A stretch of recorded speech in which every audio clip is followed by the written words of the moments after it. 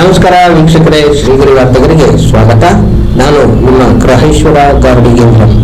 July 23, 2025ರಂದು ಮೈಸೂರಿನ ಹೆಬ್ಬಾಳು ಕೈಗಾರಿಕಾ ಪ್ರದೇಶದಲ್ಲಿರುವ ಜೆಎಸ್ಎಸ್ ಅರ್ಬನ್ ಹಬ್ನಲ್ಲಿ ಹಾತ್ಕರ್ ಉತ್ಸವ್ ನನ್ನ ಕೈಮಗ್ಗ ನನ್ನ ಹೆಮ್ಮೆ ಶೀರ್ಷಿಕೆಯಡಿ ರಾಜ್ಯ ಕೈಮಗ್ಗ ವಸ್ತು ಪ್ರದರ್ಶನ ಮತ್ತು ಮಾರಾಟ ಮೇಳಕ್ಕೆ ಬುಧವಾರ ಶಾಸಕ ತನ್ವೀರ್ ಸೇಠ್ ರವರು ಚಾಲನೆ ನೀಡಿದರು. ಇದೇ ಸಂದರ್ಭದಲ್ಲಿ ಜೆಎಸ್ಎಸ್ ಮಹಾವಿದ್ಯಾಪೀಠದ ಆಡಳಿತ ಮಂಡಳಿ ಸದಸ್ಯ ಎಂಬಿ ದ್ಯಾವೇರಿ, ಕಾವೇರಿ ಹ್ಯಾಂಡ್ಲೂಮ್ಸ್ ವ್ಯವಸ್ಥಾಪಕ ಜಿಪಿ ಶ್ರೀನಿವಾಸಮೂರ್ತಿ, ಅಧ್ಯಕ್ಷ ಬಿಜೆ ಗಣೇಶ್, ನೇಕಾರ ಸೇವಾ ಕೇಂದ್ರದ ಉಪನಿರ್ದೇಶಕ ಡಾಕ್ಟರ್ ಸಿ ಪ್ರಭಾಕರನ್, ಕೈಗಾರಿಕಾ ಪ್ರದೇಶಗಳ ಅಭಿವೃದ್ಧಿ ಮಂಡಳಿ ಅಭಿವೃದ್ಧಿ ಅಧಿಕಾರಿ ಎಚ್ಕೆ ಮಾದೇಶ, ಹರ್ವನಾಥ್ ಯೋಜನಾಧಿಕಾರಿ ಶಿವನಂಜಸ್ವಾಮಿ, ಸಂಯೋಜನಾಧಿಕಾರಿ ರಾಕೇಶ್ ರೈ, ಸುಂದರಪ್ಪ ಹಾಗೂ ಮತ್ತಿತರರು ಉಪಸ್ಥಿತರಿದ್ದರು. ಇಂದು ಜೆಎಸ್ಎಸ್ ಅರ್ಬನ್ ಆರ್ಟ್ ಮೈಸೂರು ಇಲ್ಲಿ ಕೇಂದ್ರ ಮತ್ತು ರಾಜ್ಯ ಸರ್ಕಾರದ ಸಹಭಾಗಿತ್ವದಲ್ಲಿ ಈ ವರ್ಷದ 2ನೇ ಬಾರಿಗೆ ಕೈಮಗ್ಗ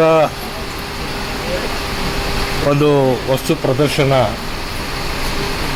ಕಾವೇರಿ ಹ್ಯಾಂಡ್ಲೂಮ್ ಮೂಲಕ ಆಯೋಜಿಸಲಾಗಿದೆ. ಇದು ವಿಶೇಷವಾಗಿ ವರಲಕ್ಷ್ಮಿ ಹಬ್ಬದ ಪ್ರಯುಕ್ತ 10 ಕರಗಗಳ ಒಂದು ಹೆಸರಿನಲ್ಲಿ ಇದನ್ನು ಆಯೋಜನೆ ಮಾಡಲು ಕೇಂದ್ರ ಮತ್ತು ರಾಜ್ಯ ಸರ್ಕಾರ ಮುಂದಾಗಿದೆ.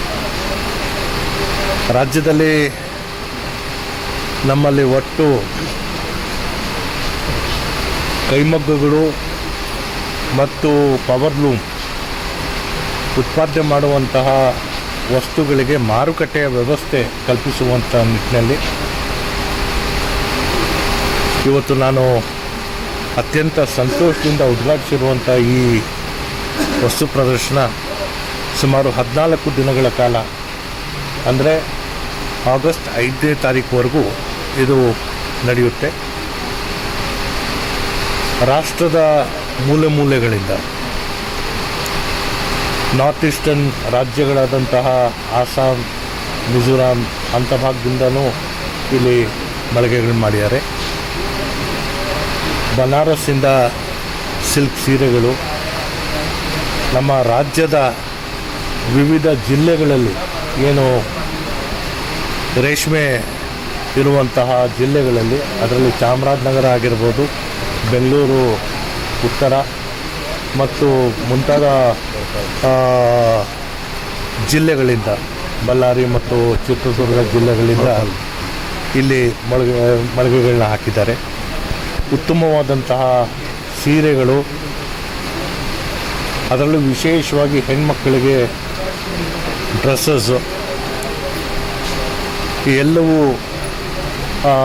ದೊರಕುವಂಥದ್ದು. ಜೊತೆಗೆ ವಿಶೇಷವಾಗಿ 15% ರಿಯಾಯಿತಿಯೊಂದಿಗೆ ನಮ್ಮ 20% ರಿಯಾಯಿತಿಯೊಂದಿಗೆ ಈ ಮಾರಾಟ ಮಾಡುವಂತಹ ಮಳಿಗೆಗಳು ಇಲ್ಲಿ ಸ್ಥಾಪಿಸಿರುವಂತಹ ಹಿನ್ನೆಲೆಯಲ್ಲಿ ಕೇವಲ ಮೈಸೂರು ನಗರ ಒಂದೇ ಅಲ್ಲ, ಮೈಸೂರು ಸುತ್ತಮುತ್ತಲಿನ ಜಿಲ್ಲೆಗಳಿಂದ ಜನ ಬರಬೇಕು, ಬಂದು ಇದನ್ನು ವೀಕ್ಷಣೆ ಮಾಡಬೇಕು. ನೇಕಾರರಿಗೆ ಪ್ರೋತ್ಸಾಹ ಕೊಡುವಂತಹ, ಯಾಕಂದರೆ ಸಾಂಪ್ರದಾಯಿಕವಾದಂತಹ ವೃತ್ತಿಗಳಲ್ಲಿ ನೇಕಾರರು ಕೈಮಗ್ಗಗಳಿಂದ ಮಾಡುವಂತಹ ಉತ್ಪಾದನೆಗಳಿಗೆ ಹೆಚ್ಚಿನ ಪ್ರೋತ್ಸಾಹ ಸಿಗಬೇಕಾಗಿದೆ. ಇವತ್ತು ವಿಶೇಷವಾಗಿ ನಾನು ಶಿಕ್ಷಣ ಸಚಿವನಾಗಿದ್ದಂತಹ ಸಂದರ್ಭದಲ್ಲಿ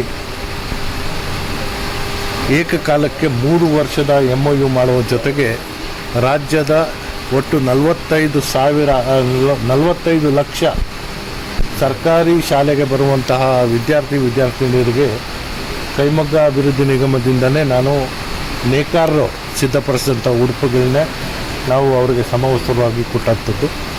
ಸೊ ಹಾಗಾಗಿ ಇವತ್ತು ಈ ರಾಜ್ಯದ ನೇಕಾರರಿಗೆ ಪ್ರೋತ್ಸಾಹ ಸಿಗಬೇಕಾದ್ರೆ ಸ್ಥಳೀಕರು ಹೆಚ್ಚಿನ ಸಂಖ್ಯೆಯಲ್ಲಿ ಬಂದು ಪ್ರೋತ್ಸಾಹ ಕೊಡುವಂಥ ಕೆಲಸ ಮಾಡಬೇಕು. ಇವತ್ತು ವಿವಿಧ ಇಲಾಖೆಗಳು ಇವತ್ತು ಸೇರಿ ಇವತ್ತು ಕೈಗಾರಿಕಾ ಅಭಿವೃದ್ಧಿ ಪ್ರದೇಶ ಅಭಿವೃದ್ಧಿ ನಿಗಮದ ಸಂಸ್ಥೆಯ ಅಧಿಕಾರಿಗಳು, ನಮ್ಮ ಕೈಮಗ್ಗ ಅಭಿವೃದ್ಧಿ ಸಂಸ್ಥೆಯ ಅಧಿಕಾರಿಗಳು, ಕಾವೇರಿ ಹ್ಯಾಂಡ್ಲೂಮಿನ ಅಧಿಕಾರಿಗಳು, ನಮ್ಮ ಕರ್ನಾಟಕ ರಾಜ್ಯದ ಕೈಮಗ್ಗ ಅಭಿವೃದ್ಧಿ ನಿಗಮದ ಗೌರವಿತ ಅಧ್ಯಕ್ಷರು ಎಲ್ಲರೂ ಇದರಲ್ಲಿ ಭಾಗಿಯಾಗಿದ್ದಾರೆ.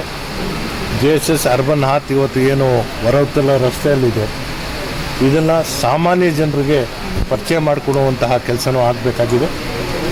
ಹಾಗಾಗಿ ನಾನು ಕೆಲವೊಂದು ಮಳಿಗೆಗಳನ್ನ ನೋಡಿದಂಥದ್ದು ಅತ್ಯಂತ ಆಕರ್ಷಣೀಯವಾಗಿ ಅವರು ಸಿದ್ಧಪಡಿಸಿರುವಂತಹ ಸೀರೆಗಳು ಮತ್ತು ಉಡುಪುಗಳನ್ನ ನೋಡಿ ಸಂತೋಷಪಟ್ಟಿದ್ದೇನೆ.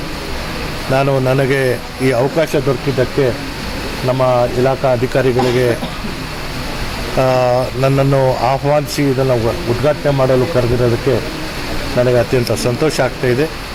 ನಮ್ಮ ಜೊತೆಗೆ ಕಳೆದ 2-3 ವರ್ಷಗಳಲ್ಲಿ ರಾಷ್ಟ್ರ ಮಟ್ಟದಲ್ಲಿ ಏನು ಪ್ರಶಸ್ತಿ ವಿಜೇತರಿದ್ದಾರೆ ಅವರು ಕೂಡ ಮಳಿಗೆಗಳನ್ನ ಮಾಡಿದ್ದಾರೆ.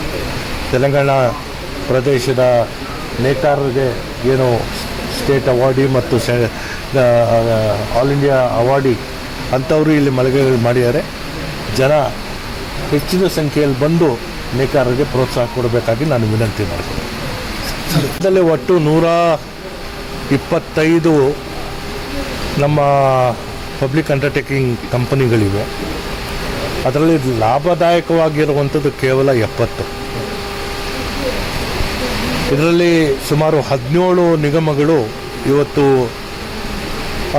ಮುಚ್ಚುವಂಥ ಆದೇಶ ಆಗಿ ಲಿಕ್ವಿಡೇಟರ್ಗಳನ್ನ ನೇಮಕ ಮಾಡಿದ್ದಾರೆ. ಸೊ ಆರ್ಥಿಕ ಹೊರೆಯೂ ಕೂಡ ರಾಜ್ಯದ ಮೇಲೆ ಆಗಬಾರ್ದು ಅನ್ನೋದು ಒಂದು ದೃಷ್ಟಿ.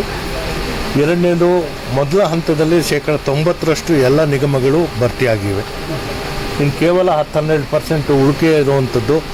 ಅದರಲ್ಲಿ ನಮ್ಮ ಕೆಲವೊಂದು ಸಫಾಯಿ ಕರ್ಮಚಾರಿ ನಿಗಮ ಅಥವಾ ಒಕ್ಕಲಿಗ ಅಭಿವೃದ್ಧಿ ನಿಗಮ, ಇಂಥ ನಿಗಮಗಳು ಮಾತ್ರ ಬಾಕಿ ಇರುವಂಥ BMTC, ಮೈಸೂರಲ್ಲಿರುವಂತಹ ಅರಗು ಮತ್ತು ಬಣ್ಣ ಕಾರ್ಖಾನೆ, ಮೈಸೂರಿನಲ್ಲಿರುವಂತಹ ಕರ್ನಾಟಕ ಮೃಗಾಲಯ ಪ್ರಾಧಿಕಾರ, ಇದೆಲ್ಲವೂ ಅತ್ಯಂತ ಶೀಘ್ರದಲ್ಲೇ ಇದೆಲ್ಲವೂ ಭರ್ತಿ ಮಾಡುವಂತಹ ಪ್ರಕ್ರಿಯೆಗೆ ಸರ್ಕಾರ ಮುಂದಾಗಿದೆ.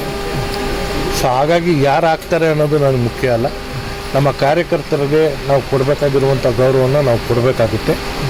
ಅದು ಕೊಡುವಂಥದ್ದಕ್ಕೆ ರಾಜ್ಯ ಸರ್ಕಾರ ಈಗಾಗಲೇ ಮುಂದಾಗಿದೆ. ನಾನು ಅನೇಕ ಸಂದರ್ಭದಲ್ಲಿ ಈ ಮಾತನ್ನು ಹೇಳಿದ್ದೇನೆ. ಸರ್ಕಾರ ಬಂದಿದ್ದ ಕೂಡಲೇ ಮಾಡಿರ್ತಾಯಿದ್ರೆ 20 ತಿಂಗಳು ಒಂದೊಂದು ಅವಧಿಗೆ 20 ತಿಂಗಳು ಅಂತ ಹೇಳಿರ್ತಾಯಿದ್ರೆ ನಾವು 2ನೇ ಅವಧಿಗೆ ನಾವು ಕಾಲಿಡ್ತಾಯಿದ್ವಿ. ಈಗ ಮೊದಲ ಅವಧಿನೇ ನಾವು ಇನ್ನೂ ಪೂರೈಸೋಕ್ಕೆ ಸಾಧ್ಯ ಆಗಿಲ್ಲ. ಸೊ ಆ ಕಾರಣದಿಂದ ನನಗನ್ಸುತ್ತೆ ಬಹುಶಃ ಈಗ ಕೊಟ್ಟರೂ ಕೂಡ ಇವ್ರಿಗೆ ಸಿಕ್ಕುವಂಥ ಅವಧಿ ಎಷ್ಟು ಅನ್ನೋದು ನಾವು ಲೆಕ್ಕ ಹಾಕಬೇಕು. ಮೊದಲನೇ ಅವಧಿಯಲ್ಲಿ ಕೊಟ್ಟಿರೋವಂಥವ್ರಿಗೂ ಕೂಡ ಈ ನವಂಬರ್-ಡಿಸೆಂಬರ್ ತನಕ ಕೊಟ್ಟಿದ ಮೇಲೆ ಮತ್ತೆ 2ನೇ ಸುತ್ತಿನ ಪ್ರಕ್ರಿಯೆಗೆ ನಾವು ಕೈ ಹಾಕಬೇಕಾಗುತ್ತೆ. ಸೊ ಒಟ್ಟಾರೆ ನಮಗೆ ರಾಜ್ಯದಲ್ಲಿ ಇರುವಂತಹ ನಿಗಮ ಮಂಡಳಿಗಳಿಗೆ ಅಧ್ಯಕ್ಷರ ನೇಮಕ ಮತ್ತು ಅಲ್ಲಿ ನಿರ್ದೇಶಕರು ಮತ್ತು ಸದಸ್ಯರ ನೇಮಕ ಮಾಡುವಂಥ ಪ್ರಕ್ರಿಯೆ ಬಹುಶಃ ಈ ತಿಂಗಳ ಅಂತ್ಯದ ಒಳಗಾಗಿ ನಾವು ಪೂರ್ಣಗೊಳಿಸುವಂಥದ್ದಕ್ಕೆ ಸಾಧ್ಯತೆ ಇದೆ. ನಾನು ಭಾಳ ಸ್ಪಷ್ಟವಾಗಿ ಹೇಳ್ತೇನೆ, ಉರಿತಿರೋ ಬೆಂಕಿನ ಆರಿಸುವಂಥ ಪ್ರಯತ್ನ ಮಾಡಬೇಕು. ಇನ್ನಷ್ಟು ತುಪ್ಪ ಹಾಕಿ ಬಿರುಸಿನ ಉರಿಯನ್ನು ಹೆಚ್ಚು ಮಾಡುವಂಥ ಕೆಲಸಕ್ಕೆ ಇವತ್ತೇನು BJP ಅವರು ಮುಂದಾಗ್ತಾ ಇದ್ದಾರೆ, ಬಹುಶಃ ಅವ್ರ ಮನೆಯಲ್ಲಿ ನಡೀತಾ ಇರುವಂಥದ್ದು ಏನು ಅನ್ನೋದು ಅವ್ರು ನೋಡಿಕೊಳ್ಳಿ. ಮತ್ತೊಬ್ಬರ ಮನೇನ ಇಂಕಿ ನೋಡುವಂಥದ್ದು ಆ ದುರ್ಬುದ್ಧಿ ಬಿಡಬೇಕಾಗುತ್ತೆ. ವೇದಿಕೆಯಲ್ಲಿ ಆವತ್ತು DK ಶಿವಕುಮಾರ್ ಇಲ್ಲದೆ ಇರೋದ್ರಿಂದ ಮಾನ್ಯ ಮುಖ್ಯಮಂತ್ರಿಗಳು ಅವರ ಹೆಸರು ಹೇಳಿಲ್ಲ. ಅದು ಒಂದೇ ಕಾರಣಕ್ಕೆ ಅವ್ರ ಮಧ್ಯದಲ್ಲಿ ವ್ಯತ್ಯಾಸಗಳಿದೆ ಅನ್ನೋದಲ್ಲ. ಇದೇ ಮೈಸೂರು ನಮ್ಮ ವಿಮಾನ ನಿಲ್ದಾಣದಲ್ಲಿ ಮಾನ್ಯ ಮುಖ್ಯಮಂತ್ರಿಗಳು ಮತ್ತು ಉಪಮುಖ್ಯಮಂತ್ರಿಗಳಾದಂಥ DK ಶಿವಕುಮಾರ್ ಅವರು ಪರಸ್ಪರ ಕೈಯನ್ನು ಹಿಡಿದು ನಾವು ಒಟ್ಟಿಗಿದ್ದೀವಿ ಅನ್ನೋ ಸಾಕ್ಷಿಯು ಕೂಡ ಮೈಸೂರಲ್ಲಿ ತೋರಿಸ್ತಂಥದ್ದು. ಸೊ ಆ ಕಾರಣದಾಗಿ ಕಾಣುವಂಥದ್ದೆಲ್ಲ ಸತ್ಯ ಅಲ್ಲ. ಅವರ ಮಧ್ಯೆ ಉತ್ತಮವಾದಂಥ ಬಾಂಧವ್ಯ ಇದೆ. ಯಾವುದೇ ರೀತಿಯಲ್ಲೂ ಯಾರೇ ಬೆಂಕಿ ಇನ್ನೂ ಹೆಚ್ಚು ಮಾಡಿದ್ರೂ ಕೂಡ ನಮ್ಮ ಮನೆಗೆ ಬೆಂಕಿ ಹಚ್ಚಲ್ಲ. ನಾವು ಸುಗಮವಾಗಿದ್ದೇವೆ, ನಮ್ಮಲ್ಲಿ ಯಾವುದೇ ಬಿರುಕಿಲ್ಲ. GST ಕೌನ್ಸಿಲ್ ಇರುವಂಥದ್ದು ಕೇಂದ್ರದ ಕೈಯಲ್ಲಿ, GST ಅಧಿಕಾರಿಗಳು ಇರುವಂಥದ್ದು ಕೇಂದ್ರ ಸರ್ಕಾರದ ಅಧೀನದಲ್ಲಿ. ನಾವು ಬಳಕೆದಾರರು, ಅದರ ಜವಾಬ್ದಾರಿ ರಾಜ್ಯ ಸರ್ಕಾರದ ಮೇಲೆ. ನೀವು GSTಯನ್ನು ವಸೂಲಾತಿ ಮಾಡಿ ನಮ್ಗೆ ಕಟ್ಟಬೇಕು ಅನ್ನೋ ಆದೇಶ ನಮ್ಮ ಮೇಲೆ ಇರುವಂಥದ್ದು. ಸೊ ಇವತ್ತು ಏನು ಬೀದಿ ಬದಿ ವ್ಯಾಪಾರಿಗಳ ಮೇಲೆ ಮತ್ತು ಸಣ್ಣ ಉದ್ಯಮಿಗಳ ಮೇಲೆ GST ನೋಟಿಸ್ ಬಂದಿದೆ, ಇದು ಕೇಂದ್ರ ಸರ್ಕಾರದ ನೋಟಿಸು. ಇದನ್ನು ಮರೆಮಾಚೋಕ್ಕೆ ಇವತ್ತು ಕಂಟ್ರೋಲ್ ರೂಮ್ ಮಾಡ್ಕೊಂಡಿದ್ದೀವಿ, ಸಹಾಯವಾಣಿನ ನಾವು ಸೃಷ್ಟಿ ಮಾಡಿದ್ದೀವಿ, ಮತ್ತೊಂದು ಮಾಡಿದ್ದೀವಿ ಅನ್ನೋ ಮಾತು ಏನು ಹೇಳ್ತಾ ಇದ್ದಾರೆ, ಇದನ್ನು ಅರ್ಥ ಮಾಡ್ಕೋಬೇಕಾಗುತ್ತೆ. ಆನ್ಲೈನ್ ವಹಿವಾಟ ಮಾಡುವಂಥದ್ದು ಈ ಎಲ್ಲವೂ ಇವತ್ತು ದಾಖಲಿಸುವಂತಹ ವಹಿವಾಟುಗಳು. ಸೊ ಆ ಕಾರಣದಿಂದ GST ಅಧಿಕಾರಿಗಳು ನೋಟಿಸನ್ನು ಜಾರಿ ಮಾಡಿದ್ದಾರೆ. ಈ ಕುರಿತಂತೆ GST ಕೌನ್ಸಿಲ್ ಮುಂದೆ ನಮ್ಮ ಮನವಿ, ರಾಜ್ಯದ ಕಂದಾಯ ಸಚಿವರಾದಂತಹ ಕೃಷ್ಣ ಬೈರೇಗೌಡರು ಅದರ ಸದಸ್ಯರಾಗಿರೋದ್ರಿಂದ ಮುಂದಿನ GST ಕೌನ್ಸಿಲ್ಗೆ ಈ ಅಳಿಲು ಮತ್ತು ಈ ಸಣ್ಣ ವ್ಯಾಪಾರಿಗಳ ನೋವು ಏನಿದೆ ಅದನ್ನು ಅಲ್ಲಿ ಮಂಡಿಸಿ ಅಲ್ಲಿಂದ ಒಂದು ಸ್ಪಷ್ಟವಾದಂಥ ತೀರ್ಮಾನ ತರುವಂಥದ್ದಕ್ಕೆ ಮುಂದಾಗ್ತೇವೆ. ರಾಜಕೀಯವಾಗಿ ಎಲ್ಲದರಲ್ಲೂ ರಾಜಕೀಯ ಮಾಡಬೇಕು ಅನ್ನೋದಲ್ಲ, ನಾವು ಒಪ್ಕೋಬೇಕಾಗುತ್ತೆ. ಏನು ನಡೆದಿದೆ ಇದು ಯಾರೂ ಸ್ವೀಕರಿಸುವಂಥದ್ದಲ್ಲ. ಇದು ಅಪಾಯಕಾರಿಯಾದಂತಹ ಒಂದು ಬೆಳವಣಿಗೆ. ಸಣ್ಣ ವ್ಯಾಪಾರಿಗಳು ಅವರ ದುಡಿಮೆ ದಿನ ಬೆಳಗಿಂದ ಸಂಜೆ ತನಕ ಬೆವರು ಸುರಿಸಿ ಅವರು ದುಡಿಮೆ ಮಾಡುವಂಥದ್ದನ್ನು ಸಹಿಸ್ಕೊಳ್ಳೋಕ್ಕಾಗದೆ ಇವತ್ತು GST ಅಧಿಕಾರಿಗಳು ಅವರು ನಡೆಸಿರುವಂತಹ ಈ ದಾಳಿ ಏನಿದೆ ಇದು ಖಂಡನೀಯವಾದಂಥದ್ದು. ಇದರ ಕುರಿತಂತೆ GST ಕೌನ್ಸಿಲ್ಗೆ ರಾಜ್ಯ ಸರ್ಕಾರ ತನ್ನದೇ ಆದಂತಹ ವಿಚಾರನ ಮಣ್ಣೆ ಮಾಡಿ ಅದಕ್ಕೆ ಸ್ಪಷ್ಟವಾದಂಥ ತೀರ್ಮಾನ ತಗೋತೆ. ಕೂತ್ಬಿಟ್ಟು ಎದೋಳಿ ಅಂದರೆ ಮತ್ತೆ ಕಷ್ಟ. ಅದು ಅವಕಾಶ ಬಂದಾಗ ನಾನು ಸ್ವೀಕರಿಸ್ತೇನೆ. ಅದಾದಾಗ ನನಗೆ ಏನು ಜವಾಬ್ದಾರಿ ಕೊಡ್ತಾರೆ ಅದನ್ನು ನಿರ್ವಹಿಸ್ತೇನೆ. ಲೋಪ ಇದ್ರೆ ನೀವು ನನ್ನ ಜೊತೆಗೆ ಇರ್ತೀರ, ನೋಡಿ ನನಗೆ ತಿದ್ದಂಗಿದ್ರೆ ತಿದ್ದಿ, ಆವಾಗ ತನಕ ನಾನು ಕಾಯ್ತೀನಿ, ನೀವು ಕಾಯ್ರಿ. ಈ ಕಾರ್ಪೊರೇಷನ್ ಎಲೆಕ್ಷನ್ ಚುನಾವಣೆಗಳು ಯಾವಾಗ ನಡಿಬೋದು ಸರ್? ಯಾಕೆಂತಂದ್ರೆ 2 ವರ್ಷ ಆಗ್ತಾ ಇದೆ. ಈಗ ನೋಡಿದ್ರೆ ಬೃಹತ್ ಮೈಸೂರು ಮಹಾನಗರ, ಮೈಸೂರು ಉತ್ತರ, ಮೈಸೂರು ದಕ್ಷಿಣ ಈ ಥರದ್ದೆಲ್ಲ ಮಾಡ್ತೀವಿ ಅಂತ ಹೊರಡ್ತಾ ಇದ್ದಾರೆ. ಏನು ಎಲೆಕ್ಷನ್ ಮಾಡಬೇಕು ಅಂತ ಕಾಂಗ್ರೆಸ್ ಇದೆಯಾ ಅಂತ ಅನ್ಸುತ್ತೆ ಸರ್? ಇಲ್ಲ, ನಿಮ್ಗೆ ಯಾರಾದರೂ ಹೇಳಿದಾರಾ? ಇಲ್ಲ. ಈ ಬೃಹತ್ ಮೈಸೂರು ಉತ್ತರ ದಕ್ಷಿಣ ಸರ್ GT ದೇವೇಗೌಡರ ಏನು ಕೇಳಿ, ಯಾವುದು ಎಲ್ಲೂ ನಡೆದಿಲ್ಲ. ಇಲ್ಲಿ ಇರುವಂಥದ್ದು ಒಂದೇ. ಇವತ್ತು ನೀವೇನು ಕಾಂಗ್ರೆಸ್ ವಿಚಾರದಲ್ಲಿ ಮಾತಾಡ್ತಾ ಇದ್ದೀರಾ, BJP ಅಧಿಕಾರದಲ್ಲಿದ್ದಂತಹ 4 ವರ್ಷಗಳಲ್ಲಿ BBMP ಎಲೆಕ್ಷನ್ ನಡೆಸಿಲ್ಲ. ಸ್ಥಳೀಯ ಸಂಸ್ಥೆಗಳಲ್ಲಿ ಇವತ್ತು ಯಾಕೆ ಚುನಾವಣೆ ನಡೆಯೋಕ್ಕೆ ಸಾಧ್ಯ ಇಲ್ಲ ಅಂತ ಹೇಳಿದಾಗ ಹಿಂದುಳಿದಂತಹ ವರ್ಗಗಳಿಗೆ ಮೀಸಲಾತಿ, ರಾಜಕೀಯವಾದಂಥ ಮೀಸಲಾತಿ ಏನಿತ್ತು ಅದು ಕೇಂದ್ರ ಸರ್ಕಾರ ತೆಗೆದಾಕಿದೆ. ಕೇವಲ ಪರಿಶಿಷ್ಟ ಜಾತಿ ಮತ್ತು ಪರಿಶಿಷ್ಟ ಪಂಗಡಗಳಿಗೆ ಮೀಸಲು, ಮಿಕ್ಕಿದ್ದೆಲ್ಲವೂ ಜನರಲ್ ಕ್ಯಾಟಗರಿನಲ್ಲೇ ಚುನಾವಣೆಗೆ ಹೋಗಬೇಕು ಅನ್ನೋ ತೀರ್ಮಾನ ಅವ್ರು ಮಾಡಿದ್ದಾರೆ. ಇದು ಏನು ಕೇಂದ್ರ ಸರ್ಕಾರದ ನಿಲುವು ಏನಿದೆ ಅದನ್ನು ಪ್ರಶ್ನಿಸಿ ನಾವು ನ್ಯಾಯಾಲಯದ ಮೊರೆ ಹೋಗಿದ್ದೇವೆ. ನ್ಯಾಯಾಲಯದಿಂದ ತೀರ್ಪು ಕಾದಿಸಿದ್ದೇವೆ. ಅದು ಬಂದಂತಹ ಸಂದರ್ಭದಲ್ಲಿ ಹಿಂದುಳಿದ ವರ್ಗಗಳಿಗೆ ರಾಜಕೀಯವಾದಂತಹ ಮೀಸಲಾತಿ ಸಿಕ್ಕುವವರೆಗೂ ನಾವು ಚುನಾವಣೆಗಳು ನಡೆಸೋಕ್ಕೆ ಕಷ್ಟ ಸಾಧ್ಯ ಆಗುತ್ತೆ. ಯಾಕಂದರೆ ಆ ವರ್ಗಗಳಿಗೆ ಚುನಾವಣೆಯಲ್ಲಿ ಗೆದ್ದು ಬರುವಂಥದ್ದಕ್ಕೆ ಕಷ್ಟ ಸಾಧ್ಯ ಆಗುತ್ತೆ. ಆ ಕಾರಣದಿಂದ ಚುನಾವಣೆಗಳು ನಡೆದಿಲ್ಲ ವಿನಃ ನಾವು ಯಾವುದೇ ಕಾರಣಕ್ಕೂ ವಿಳಂಬ ಮಾಡ್ತಾಯಿಲ್ಲ. ಅದು ಹೊರತಾಗಿಯೂ ಕೂಡ ಬೃಹತ್ ಮೈಸೂರು ಮಹಾನಗರ ಪಾಲಿಕೆ ಮಾಡಬೇಕು ಅನ್ನೋ ಒಂದು ಕೂಗು ಏನು ಬರ್ತಾ ಇದೆ, ಇದಕ್ಕೆ ಕಾರಣ ಏನು ಅಂತ ಹೇಳಿದಾಗ ಮೈಸೂರು ನಗರ ಪಾಲಿಕೆ ವ್ಯಾಪ್ತಿಯಲ್ಲಿರುವಂಥ ಜನಸಂಖ್ಯೆ ಎಷ್ಟಿದೆಯೋ ಅಷ್ಟೇ ಪ್ರಮಾಣದಲ್ಲಿ ಮೈಸೂರು ಮಹಾನಗರ ಪಾಲಿಕೆಯ ಹೊರವಲಯದಲ್ಲಿ ಏನು ಹೊರವೃತ್ತಲ ರಸ್ತೆಯ ಹೊರಗೆ ಅಭಿವೃದ್ಧಿ ಆಗ್ಬಿಟ್ಟಿದೆ. ಸೊ ಆ ಜನರಿಗೆ ಕೊಡಬೇಕಾಗಿರುವಂಥ ಮೂಲಭೂತ ಸೌಕರ್ಯಗಳು ಕೂಡ ಅದರ ಹೊಣೆಗಾರಿಕೆ ಯಾರು ಒತ್ಕೋಬೇಕು ಅನ್ನೋ ಕಾರಣಕ್ಕಾಗಿ ನಾವು ಚಿಂತನೆ ನಡೆಸ್ತಾ ಇರುವಂಥದ್ದು.